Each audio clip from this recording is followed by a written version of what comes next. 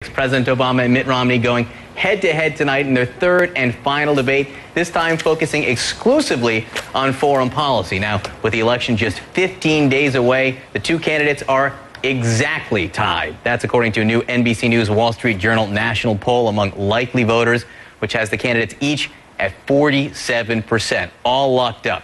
Now, back with us to discuss more on this morning, CNN contributor and Republican strategist Navarro and CNN political analyst Roland Martin. I want to start talking about polls. Why not? Let's talk polls. We showed the national poll out there right now. The debate tonight is in Florida. Our latest CNN ORC poll shows that race down there super close. Mitt Romney with a 1-point edge, but that's essentially a dead heat. Anna, that is your home state. What's the assessment of the Florida situation right now?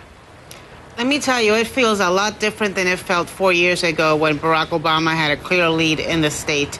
I think President Obama is just off with enough groups to erase the lead he had 4 years ago. And by that, I mean he's just off with Hispanics. He's just off with the youth. He's just off with seniors. He's just off with women of where he was 4 years ago.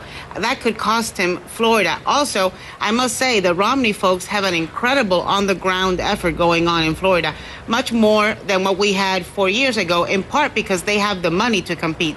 They've been able to go toe-to-toe with the Obama machinery, and it's making a huge difference in my state. Roland, there are people, including Nate Silver of the New York Times, asking the question, not suggesting, but at least asking it, saying, does President Obama need Florida? Should he just pull up stakes and leave Florida and campaign elsewhere? No, first of all, one of the reasons you don't pull up stakes because you still need Romney to compete in Florida in terms of resources. The last thing you want to do is to pull up stakes and then allow Romney to say, okay, fine, I don't have to actually be as aggressive as well. I now can redirect resources elsewhere. If you look at the map in terms of what gets you to 270, and that's what this is all about. This is not trying to replicate 2008 where you want to get 365 electoral college votes. And so if you're looking at the Obama campaign, they're looking at multiple scenarios. They're looking at winning New Mexico in the West, Iowa in the Midwest, along with Michigan, Wisconsin, Ohio, Pennsylvania. You win those states, you win re-election. That's what it boils down to. And so you still compete in Virginia and North Carolina and Florida, but you know exactly what's numero uno for the Obama campaign. It was a big weekend for newspaper endorsements. Newspapers around the country, including key battleground states, came out with who they support.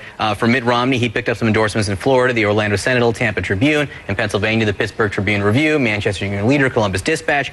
President Obama with a bunch of newspapers also, including the Cleveland Plain Dealer, Akron Beacon Journal in Ohio, and the Denver Post. Roland, newspapers are not what they used to be. Do the endorsements still matter? 2004, President George W. Bush wins Ohio by 110,000 votes. He's reelected. 2008, then Senator Obama wins North Carolina by 14,000 votes. Indiana by less than 1%. Barely loses Missouri to Senator John McCain. And so when you're in a tight election, hey, if an endorsement could potentially give you 5,000, 10,000 votes, trust me, you do not mind that endorsement because every vote is going to count. And don't forget, I've been pushing and arguing this whole issue of voter suppression as well. Voter ID laws also going to have an impact. Who turns out? You need every vote because we might be sitting here saying somebody's going to win a state by a very small margin. Anna, just quickly, I know you're not as big of a fan as the newspaper endorsements as being important right now, but still, they're better to have than not to have, correct? Oh, absolutely. It's better to have a frosted cupcake than an unfrosted cupcake. But if you take a look at how much the candidates have invested in getting the newspaper endorsements, you see that they don't have the same significance that they did before. I remember, John, when candidates used to go and sit with newspaper editorial board after newspaper editorial board after newspaper editorial board in some of the important cities and important newspapers around the country. That just doesn't happen anymore. I think most people are like me and go to the newspapers to see the endorsements of candidates that we don't know, things like judgeships, maybe state legislators or some local races, amendments, constitutional charter things, but not the presidential, where we have just such an overflow of information from so many different sources today. All right, Anna Navarro, CNN political analyst, and also Roland Martin here with us as well.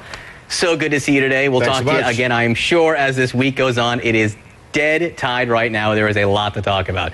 Be sure to keep it on CNN throughout the day for the best political reporting on TV.